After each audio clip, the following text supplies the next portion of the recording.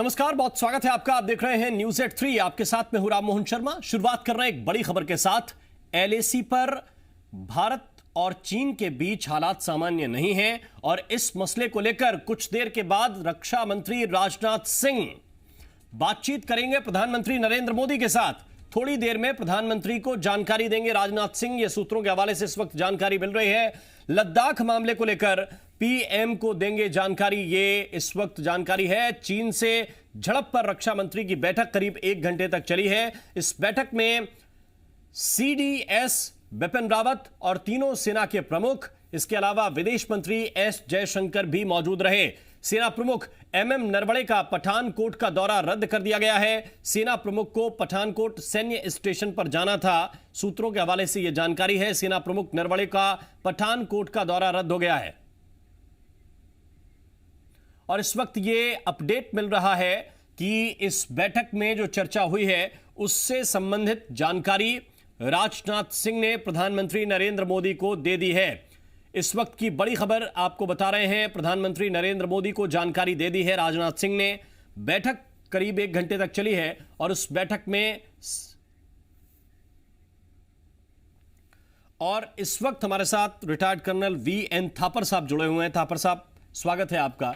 जो परिस्थितियां निर्मित इस वक्त हो रही हैं और हमारे 3 जवानों की शहादत, आप इसको किस तरह से देखते हैं और इस वक्त भारत को क्या करना चाहिए?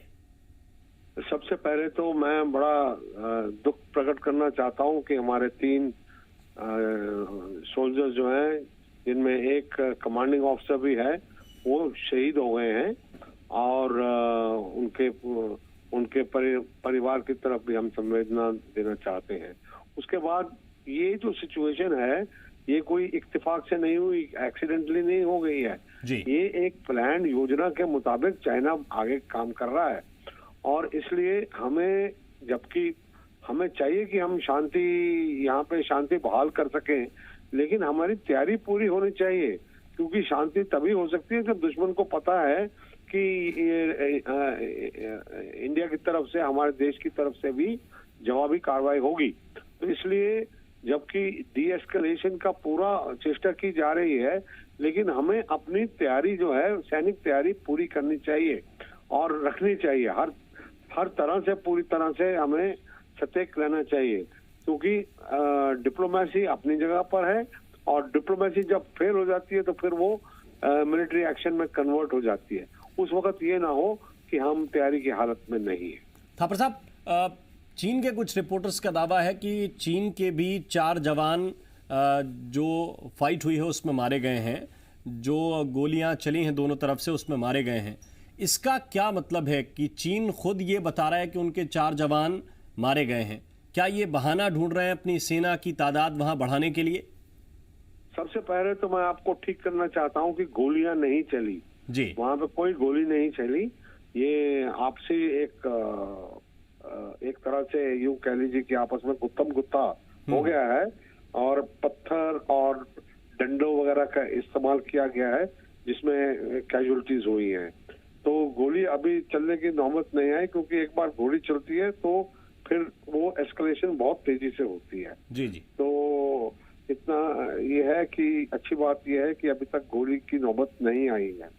और जो भी ये चाइना का मीडिया कह रहा है, वो आपको जब तक हमारे सोर्सेज से नहीं आती बात, उसको मानना ठीक नहीं होगा, क्योंकि कभी कभी वो कह रहे हैं कि 11 कैजुअलिटीज हुई हैं उनकी, कभी कभी कह रहे हैं 2-3 हुई हैं, लेकिन कैजुअलिटीज जरूर उनकी भी हुई हैं, क्योंकि ऐसे नहीं हो सकता कि जब इस तरह से हमारी तरफ इतने सीनियर ऑफिसर की कैजुअलिटी होगी, तो वो जरूरी है कि उनकी भी कैजुअलिटीज होंगी।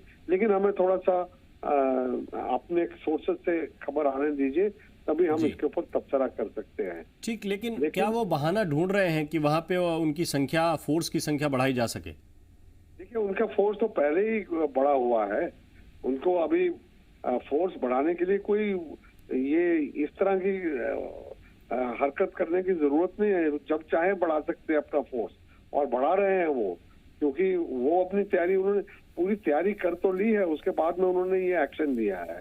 जी। तो इसलिए उनको फोर्स बढ़ाने के लिए कोई एक्सक्यूज की जरूरत नहीं है, कोई कारण की जरूरत नहीं। जब वो चाहे वो अपना फोर्स बढ़ा सकते हैं। बिल्कुल, एलएसी पे जो नियम निर्धारित हैं उसके मुताबिक आप कह रहे हैं कि देखिए गोली वहाँ पे चल नहीं सकती, लेकिन मैं ये आपसे ज़रूर जानना चाहता हूँ आपके तजुर्बे के आधार पे कि अब तक हमने देखा कि कई बार टकराव हुआ है, इससे पहले भी दोनों तरफ के जो जवान हैं वो आपस में भिड़े हैं, लेकिन नौबत यह आ जाए कि लाठी डंडों से या पत्थरों से जान ले ली जाए दूसरे पक्ष के सैनिकों की, ये नौबत क्यों आ रही है? ये नौबत इसलिए आ रही है कि डिप्लोमेटिक लेवल पर उसका कोई वो नहीं निकल रहा, आगे आगे सुझाव नहीं निकल रहा, तभी तो ये वरना दोनों तरफ से अगर राय रजामंदी हो जाए तो अपनी अपनी जगह पे चले जाएंगे।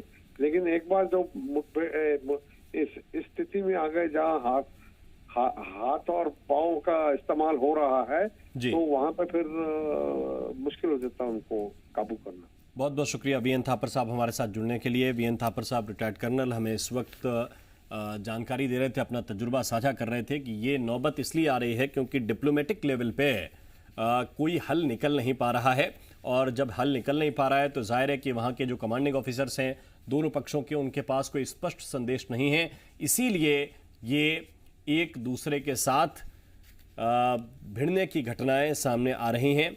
और जो एलएसी पर हुआ है बीती रात, ऐसी घटना दोबारा ना घटे, इस घटना पर भारत क्या कड़ा संदेश चीन को देगा, ये सभी चीजें निर्धारित की जा रही हैं। और हमारी जो जानकारी है उसके मुताबिक रक्षा मंत्री राजनाथ सिंह ने पहले सीडीएस बिपिन रावत के साथ चर्चा की है, और उस चर्चा में विदेश मंत्री एस जयशंकर भी थे, उनके अलावा तीनों सेनाओं के प्रमुख भी उस बैठक में मौजूद थे। सेना प्रमुख एमएम नरवणे को पठानकोट आज जाना था, लेकिन सूत्र हमारे बता रहे हैं कि पठानकोट का उनका दौरा कैंसिल किया गया है। और जो चर्चा हुई सभी सेना प्रमुखों और सीडीएस के साथ रक्षा मंत्री की, जिसमें विदेश मंत्री भी इन्वॉल्व थे, क्योंकि विदेश मंत्रालय क्या स्ट्रेटजी अपना रहा है डिप्लोमेटिक लेवल पे, ये सारी जो चर्चा हुई है उससे प्रधानमंत्री को अवगत कराया गया है। और क्या निर्णय इसमें होता है अब ये प्रधानमंत्री को बताया गया है।